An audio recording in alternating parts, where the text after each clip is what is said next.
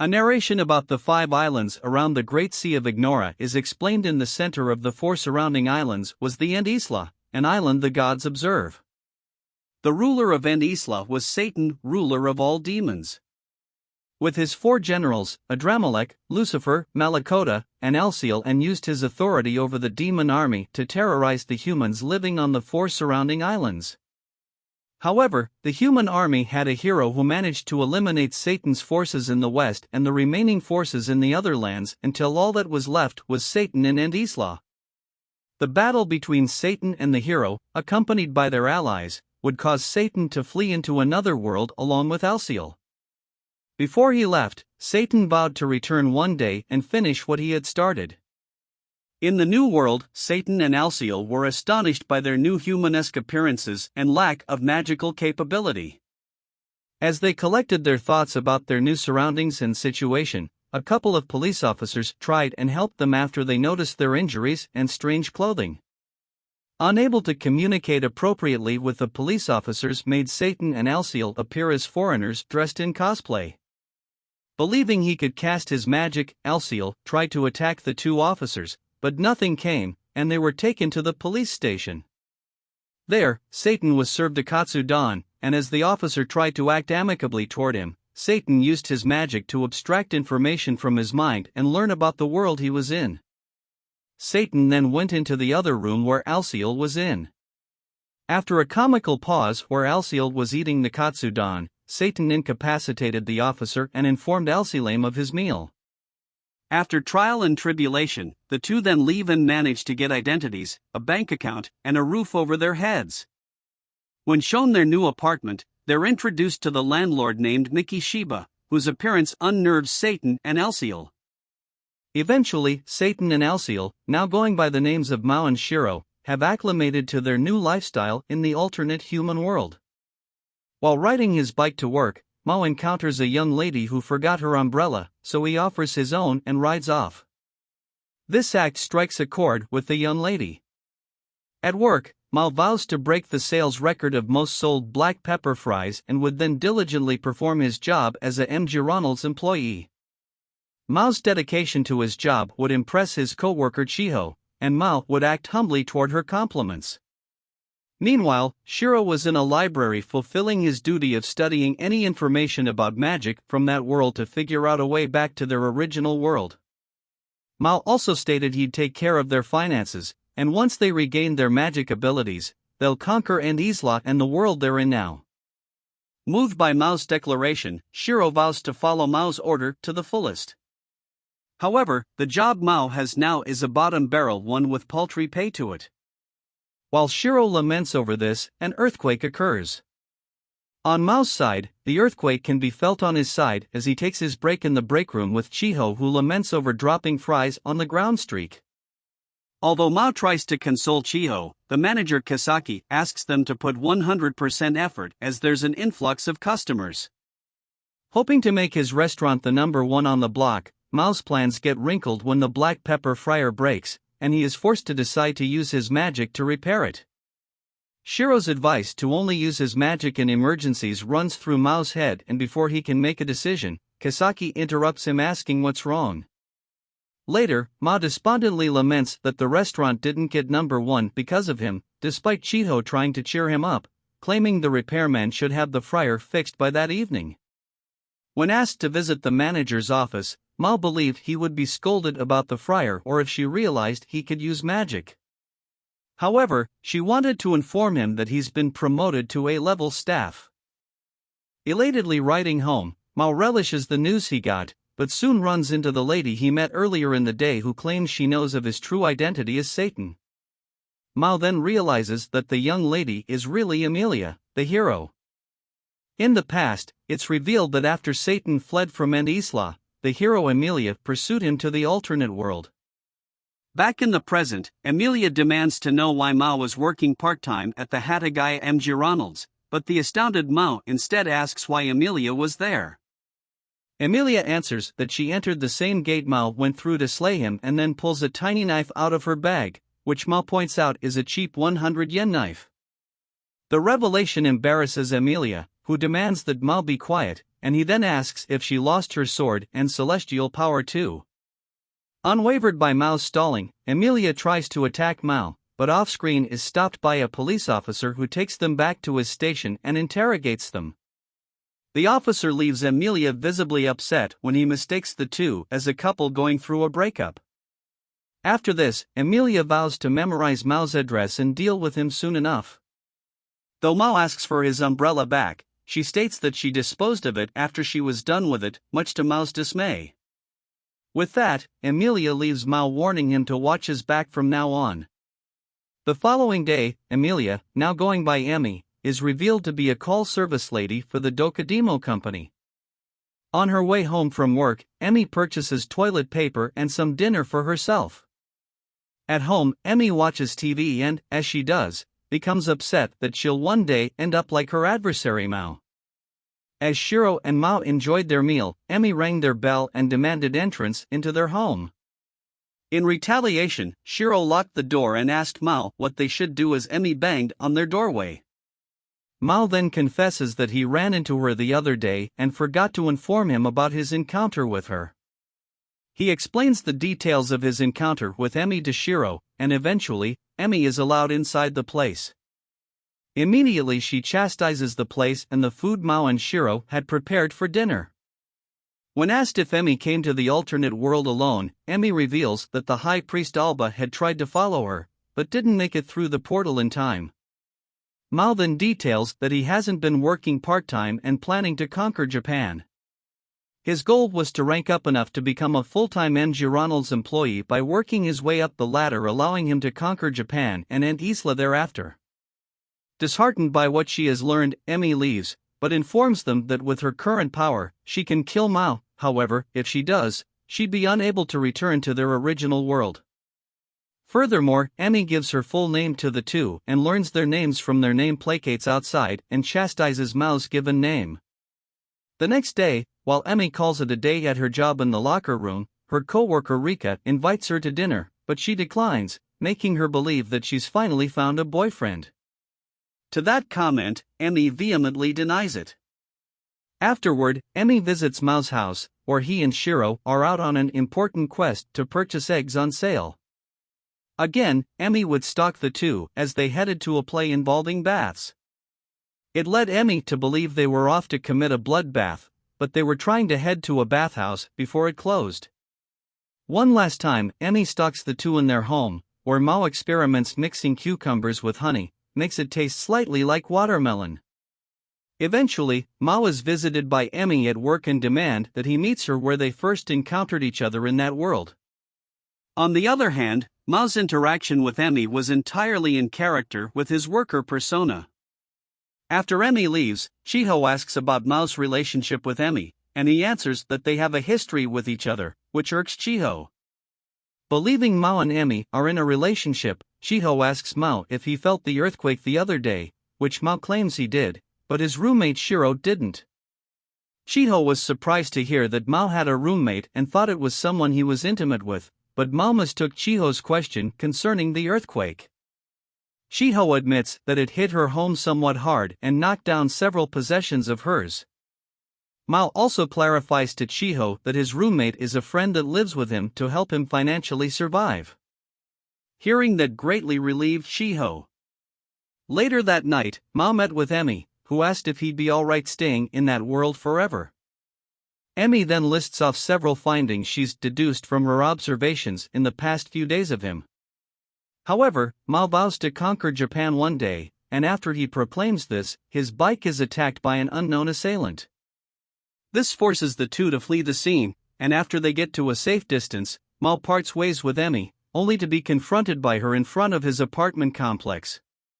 She sheepishly asks to spend the night there, and Mao allows it, much to Shiro's dismay. That night, Mao receives a text from an unknown person that more earthquakes will occur. Emi had left Shiro and Mao some pickled vegetables as thanks for allowing her to stay overnight and left the key to their place behind too. At her home, Emi watches the news where both Mao and Shiro appear as it involves the crime scene where Mao and her were attacked. The following news report was about a string of robberies within the area where Mao and Chiho work. Simultaneously, Shiho was looking forward to meeting Mao concerning the earthquake she sensed would happen soon. However, it's heavily alluded that Shiho considered it a date more than anything. During work, Emi was approached by Rika, who mentions the shooting nearby to where she lives and asks if she'd finally like to get something to eat. However, Emi declines, stating she's lost her wallet. At that moment, Emi gets a call, and when she answers it, a distorted voice calls Emi by her actual name and title. The voice warns her that she and Mao will one day die, which is the will of Isla. Realizing that the voice is a demon, Emi demands to know to whom she's speaking, but the voice ends the calls before they can answer. Before Emi can finally agree to Rika's lunch proposal, Emi gets a call from the police, who need her at the station because Mao needs her ID to retrieve his bike. As Shiro and Mao talk about how Emi fudged her age, Emi appears before them and complains about being the guarantor for Mao. Before the two part ways, Emi warns Mao about the threatening call she received, who said they would die. Switching over to Chi, who came home from school, gets prepared for her meeting with Mao, who was on a clothes shopping trip with Shiro. Afterward, the two meet at the city center, and after complimenting each other's clothing, they head to Café Dadar, holding hands, following Chi's request. Meanwhile, Shiro is approached by Emi, who shocks him when she asks what he's doing. After briefly arguing between the two, Emi learns that Mao was on a date with Chi. Shiro then explains the situation surrounding Mao's date with Chi. Carefully observing Chi, Emi lists off everything from her analysis from her, leading to some comical results. Ultimately, Emi planned to confront Chi in the cafe, much to Shiro's dismay. Inside the cafe, Chi confesses to Mao about her problems with tinnitus, which gradually escalated. Soon, she heard a voice speaking in a foreign language warning about impending earthquakes. Mao then contemplates the consistency of the recent earthquakes and how they're connected to Chi. Just then, Mao noticed Emi enter the cafe, making him do a spit take, and once he regained his composure, Mao downplayed the tinnitus as nothing to worry about. As Mao said that, Shiro and Emi sat at another table parallel from them that was blocked off by a glass pane. As the conversation continues, she alludes to confessing her feelings for Mao, but is stopped by Emi, who claims he's not as he appears to be. Immediately, she recognizes Emi as the lady who confronted Mao the other day and is thought to be his ex-girlfriend of some sort. A contentious argument breaks out between them, and as this goes on, a massive earthquake erupts, causing the entire infrastructure to collapse. The earthquake caused Chi and Emi to be trapped together. Leaving their animosity behind, the two formally introduce each other, and Emi asks what made Chi fall in love with Mao. She deflects the question flusteredly, but Emi's too sharp to let it slide. She then asks if Emi really is Mao's enemy, which she confirms and again warns her that Mao is not all he seems. Telling Chi she should rest, Emi uses magic to put Chi to sleep, and Mao arrives in his old form. Although Emi had planned to use the remainder of her magic to slay Mao, he instead planned to use his form to rescue the earthquake victims, which perplexed Emi as he was the devil. A news helicopter reports the recent earthquake that caused the Shinjuku highway to collapse. By some rubble at the highway, Emi reminisces about her youth spent with her father Nord. Times were simpler and innocent back then for Emi, and one day, members of the Church of Isla came and took Emi away as she was the chosen hero of humanity. This is because Emi is an angel/human hybrid and was the only one who had the power to defeat the demon king Satan and his demon army. That would be the last time Emi ever saw her father again, because the demon army was burned to ashes several days later by demon general Lucifer. In the present, Mao reverted to his human-esque form and checked up on Emi as Chi soon joined them. A police officer then approaches them and recognizes Chi as the daughter of Senichi, the officer that Mao used his magic on when he and Shiro first entered the alternate world. After the two part ways with Chi, Mao deduces that the magic he used on Senichi somehow afflicted Chi, which caused her to hear voices. Also, before leaving the scene, Mao informs Emi of his deduction of how their common enemy targeted them in an assassination attempt using the earthquake as a trap. A remorseful Shiro then appears and bows to Mao, begging his forgiveness for his past discretions. Afterward, Emi hooks up with her co-worker Rika and enjoys dinner at her house. All while Emi enjoys dinner made by Rika. Emi then talks to Rika about her family in Kobe and her experience with the earthquake that occurred when she was little. It escalates to a heart-to-heart between them concerning Rika's speculation that Emi is ambivalent about something. From Mao's side, a couple of police officers stop them, and one of them mistakes them for a traveling comedy duo practicing their act on the street. The officer levels with them, claiming he wanted to be an actor, but failed. However, he does warn them to be careful about a string of recent muggings in the area. Returning to Emi's side, she prepares to bathe as Rika watches the news that reports the robber has struck again, having his seventh victim. While Emi bathes, she contemplates if the same feeling she's having was felt by Mao when he decided to rescue the people down in the collapsed subway. The next day, Emi visits Mao at his apartment to return the 1,000 yen she owes him, but to his dismay, she refuses to leave him alone for some time. She also learns about the psychological trauma that Shiro had experienced for what had occurred the day before. After a brief argument between them concerning Chi, Emi leaves only to fall down the stairway and get minor injuries. To better treat Emi's injuries, Mao has Shiro fetch some gauze wrap and band-aids at the pharmacy. While Shiro is gone, Mao and Emi get into a heated argument because Mao is being too kind to her despite being former enemies and that he's hitting on a high school girl. Furthermore, Emi was furious that Mao's army killed her father when she was young, and in stark contrast to Mao's former self, he apologized as he didn't understand humans back then. Just then, she arrived with Shiro, who ran into her on his way home. Upon seeing the two, she tearfully misinterprets the situation and abruptly leaves. When she does, the landlady Mickey arrives and informs Mao that repairs will be done around the complex and that she is connected to the recent string of earthquakes that have been occurring in recent days due to the sonar link she has. Before leaving, Mickey suggests that Mao take responsibility for his actions and meet with Chi, heading toward the train station. Two of Emi's companions from her origin world, Esmeralda and Albert, are seen traveling through the gate. Meanwhile, she tearfully realizes she's in love with Mao, and then a young man approaches Chi and claims he'll use her despair to cause chaos, surpassing Mao. Using magic, the young man sprouts a pair of black wings and destroys a nearby building. Mao and company, who were nearby, witnessed this and, passing through the gate, Esmeralda and Albert continue onward until Albert comically vomits into a bag. Back on Earth, Emi was shocked to see Lucifer there as she had killed him with the sacred sword. Mao reveals that it's because of Lucifer's new friend, one of the 6 high priests of the church, Alba Meyer. Alba then appears to Emi's dismay, and Mao deduces Lucifer and Alba's motives for killing them both. Mao then disparages Alba's plan as tantamount to a B-movie, which Shiro finds disturbing because their finances don't allow them such a luxury. As Mao and Shiro argue back and forth, Lucifer attacks Shiro wanting to speed things up, then launches a barrage of attacks against Mao and the group, causing them to flee the scene. Questioning why Lucifer had so much magic energy at his disposal, Mao reveals that he absorbed the negative energy from employees at convenience stores.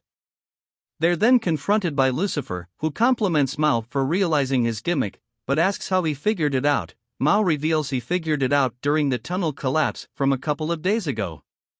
Apparently, Mao had absorbed the excess negative energy from the event, which caused him to revert to his previous form. When Lucifer asks why Mao has neglected to try to collect more magic power for himself, Mao answers that it's because he finds Earth to be a novel place. Unmused by Mao's reasoning, Lucifer reveals that he's holding Chi hostage and uses her as a vessel to absorb more energy. Pursued by Lucifer, Mao and Emi dodge all of Lucifer's attacks, and one attack manages to pierce Mao's shoulder. Then, Alba uses a gun to shoot Mao in his left leg, immobilizing him. Using the last of his power, Mao teleports himself, Emi, and Shiro out of the scene to Koshukaido Road. However, their enemies instantly find them, and Lucifer blasts a giant hole into Mao's chest, seemingly killing him. Without needing Chi anymore, Lucifer drops her from the sky, but Emi catches her, breaking her kneecaps in the process. Planning to fulfill his contract with Alba, Lucifer destroys the nearby bridge that Emi and Chi were under with his magic. Astoundingly, however, Maou, now in his Satan form, uses his regained magic to stop the bridge debris from falling on top of Emi and Chi. Moments later, Chi awoke from her unconscious state and saw Maou in his true form. After Emi deduces that Maou planned to absorb the negative energy from the surrounding area from the witnesses, Maou has Emi deal with Lucifer as he struggles to prevent the bridge debris from falling. Hence, Emi transforms into her hero form using her celestial energy, and to assist Emi, he erects a magical barrier that knocks out everyone in the surrounding area except for Chi. Emi and Lucifer then fight against the other, and midway, Emi is joined by Shiro, who has recovered thanks to Mao's assistance. As Shiro and Emi talk, Alba tries to sneak attack them with his gun, but Emi blasts it out of his hand with her magic. Lucifer then chastises Alba for not using his magic against them, who argues that he can't waste his magic as he has no way of recovering it and needs it to return home. On the other hand, Lucifer argues that if they lose there, it'd be for naught, which forces Alba to join the fray, but is defeated midway. Eventually, Maou gently places the debris on the ground and tells Chi that he'll show Chi how to work the ice cream machine when they're finished. Maou then confronts Lucifer and pulverizes him with a single punch. After this, Maou explains the truth about himself and his friends, identities, and background to Chi. Curious to know if Maou was interested in returning to Isla now that he had his power back, Maou refused as he had a lot of shifts to cover at work. The revelation surprises Shiro, who argues with Maou for his reason for staying in the human realm. As that goes on, Lucifer reveals to Emi that he contacted her at work because he had her wallet. While Lucifer is reprimanded by Emi, Emerata and Albert arrive via a gate and approach Emi and the group. Later, Emi leads Chi, Emerata, and Albert to Mao's home and are brought up to date about the church's nefarious plot. Back at the scene of the fight, Maou uses the remainder of his magic to repair the broken bridge. At Mao's home, Emi prepares some tea for Chi, Emerata, and Albert reveals he is the voice that Chi heard inside her head. Albert used the sonar pulses to try and contact Emi, but was picked up by Chi because it was tuned to anyone constantly thinking of Satan. Afterward, Emi says her goodbyes to Albert and Emerata, who use a gate to return home. At MgRonald's, Chi and Maou work their shift, and she asks if Maou plans to return to his world. Maou answers honestly that he can't because he's used up too much of his power and apologizes to Chi for not having enough power to erase her memories. However, Chi pouts and calls Maou an idiot for his naivete. Maou and Shiro both dine at a barbecue restaurant to celebrate Mao's recent promotion. It's revealed that Lucifer lives with them, and because of this, Lucifer has been ruining their budget because of his online shopping addiction. Shiro then suggests that Maou discipline Lucifer for his actions. On Isla, a lady reports to the high priests that Alba has failed his mission and has gone missing. To make matters worse, Emi and Maou were still alive, and Emerata had spread the word that Alba was an apostate. The news shocks Father Roberto, and the lady asks for a confirmation of two choices: either confirm Alba is an apostate or liquidate Emi, Emerata, and Albert. Although the priests call the choices absurd, the lady claims this is the same order they gave the Inquisition. When asked for her suggestion, the scene fades out before she can answer. Switching to Mao's apartment, Maou and Shiro return home, where Lucifer is now going by Hanzo Yoroshihara. He's given a small pork bowl and assigned to use the internet to research the magic of that world. To prove to Maou of his computer skills, Hanzo contacts Emi while she's at work, much to her dismay. At work, she congratulates Maou on being promoted to shift manager in under half a year. Maou downplays it as a temp position since he is only a fill-in when the real manager is away on business. Emi then enters the place and confronts Maou over the recent phone call Hanzo made while she was at work, which she tries to de-escalate. Meanwhile, Hanzo does some net research, and his findings lead him to a website showing a list of Shibuya's scary spots. Outside, Shiro finds a place in Turkey that may be a hotspot for Maou to regain his power from. As he checks the mail, Shiro finds a letter from the landlady. Around dusk, Maou talks with Emi outside his work and explains to Emi that Lucifer goes by Hanzo now and has to lay low since Alba was arrested. The revelation shocks Emi as Hanzo lives with Maou, who explains that he has no magical power left and can't return to their world. Hearing this amuses Emi, who boasts of having enough power, making Maou question why she hasn't returned yet, and Emi claims she's a hero. When Maou returns home, he finds Hanzo passed out, and Shiro pokes his head out of the restroom and warns him not to look at the picture sent by the landlady.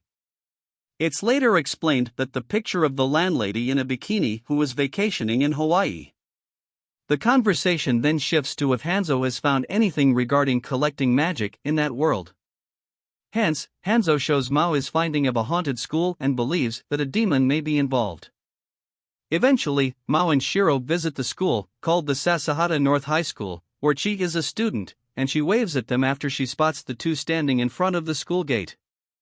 Sometime later, Maou talks with Chi in the break room about the sealed classroom rumor in Chi's school, and she agrees to assist Maou with investigating it.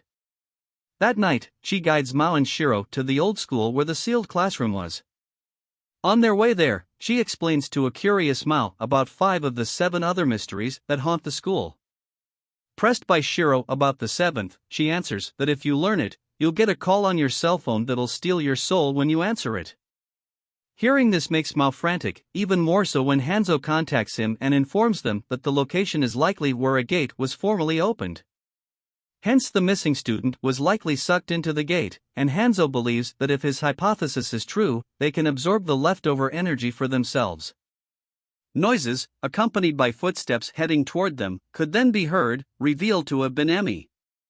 She's informed of the situation within the art room, and when asked to change her shoes, Maou and the group abandon her. Maou and the group then hide in the science room from the pursuing Emi. The moment she enters the room, she slices up the anatomical model. Unbeknownst to the group, they were being watched from afar by a robed figure in the old school. Finally reaching the classroom, Shiro noticed that although it was boarded up, the boards were loose. Upon opening the doors, they find the place littered with food wrappings and a handheld game system. Hanzo then contacts them and reluctantly reveals that's where Alba and he once stayed and nervously assures them they weren't there to retrieve his game system. She finds a packet of udon on the ground outside as the group leaves. The following night, Maou returns home from work and finds a young lady dressed in a kimono crouched outside his door. The young lady would then fall down the stairway, where Maou caught her at the bottom as she cursed herself for her carelessness.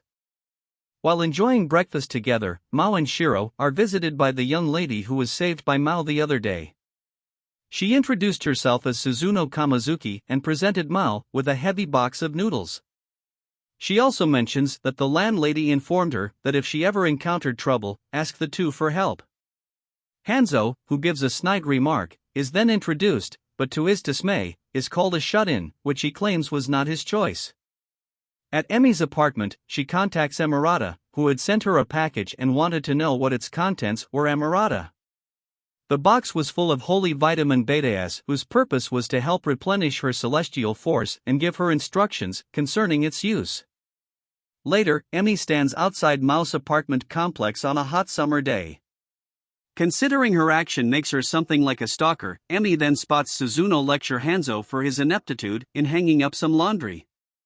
Believing that Suzuno could be another demon living in the household, Emi eavesdrops on them while Suzuno and Hanzo prepare udon, as a malaised Shiro observes. Learning that they were out of ginger, Suzuno offered to fetch some in her apartment, which would have blown Emi's cover. When she tries to bail, Emi falls down the stairs and is caught by Maou, who criticizes her for falling down the stairs again, prompting Emi to punch and kick Maou unconscious. Afterward, Emi enjoys udon with the group inside Maou's apartment, where she learns that Shiro is sick with heat fatigue. Suzuno then formally introduces herself to Emi and discloses a bit of her background. Maou then announces to Emi that he's been proudly promoted to shift leader at his job. Emi thinks nothing of it, and Suzuno asks if the two are in a relationship with each other, which Emi profusely denies. She then asks if Suzuno is interested in Maou too, and Suzuno then drags Emi outside and reluctantly confirms it. When questioned about how she figured it out, Emi recounts her experience with Chi and dismisses her thoughts that Suzuno was a demon or assassin. Believing it was best to warn her about Maou, Emi informs Suzuno about how Maou truly is. Taking what she had to say into consideration, Suzuno thanked Emi for the advice and hoped she could help her in the future. Hence, Emi gives Suzuno her email, home address, and phone number, and when she leaves, Emi falls down the stairway, again. Right before Mao leaves for work, Suzuno presents him with a big lunchbox wrapped in a red cloth. Around dusk, Emirata contacts Emi to ask about the holy vitamin beta she sent her. Emi confesses that she hasn't experienced any of its effects, and when pressed to talk about Mao, she complains about how their relationship is the same. Still, she chastises Emirata for comparing their relationship to that of a married couple. Emirata then explains all of the newest information and warns Emi that the Church of Isla may make a move against her. Meanwhile, Mayumi informs Mao about the newly opened restaurant called Kentucky Fried Chicken, which is a direct competition to theirs. Because she'll be busy the following day, Mayumi entrusts the place to Mao while she's gone. Mao then enters the break room to enjoy his dinner for the day and eats it in front of Chi, who notes how eloquent the lunchbox appeared. She then loses her nerve when she learns that a woman made the food, and when she peers inside the lunchbox, she's left stunned by the top half and frantic by the bottom half. Emi shops at a friendly mart that night and stops a would-be robber from robbing the place. The robber managed to summon a scythe, shoot lasers from his eyes, and was capable of nullifying her magic power. However, the store clerk made the robber flee by tossing paintballs at him. Although thankful that Emi is alright, the clerk informs her that she has to stay and testify to the police about what has happened. Emi believed the holy vitamin beta was working inside the store's break room, and the clerk delivered her belongings. Just then, Emi's phone rang, and it was Chi calling her about the eloquent lunch that Mao had brought.